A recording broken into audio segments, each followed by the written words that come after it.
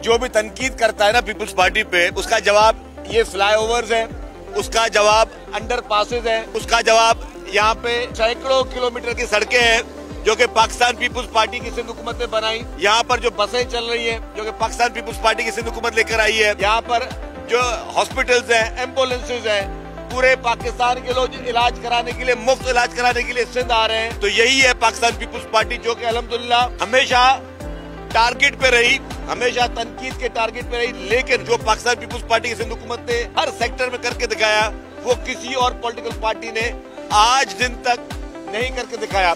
85 करोड़ लागत से इस प्रोजेक्ट को मुकम्मल करके रमजानुल मुबारक के पहले दिन गुलिस्तान जौहर की आवाम को यह तोहफा पाकिस्तान पीपुल्स पार्टी की जानिब से दिया गया है। इस फ्लाईओवर के बनने से लोगों को जो ट्रैफिक कंजेशन के मसाइल थे उनको हम हल करने में कामयाब हो पाएंगे। इसके साथ साथ 1 अरब 20 करोड़ रुपए की लागत से एक और अंडरपास इसी जगह पर बनाया जा रहा है, जिसके ऊपर काम चल रहा है और इंशाल्लाह टारगेट यही है कि इसी साल उस अंडरपास को भी मुकम्मल करके खोल दिया जाए।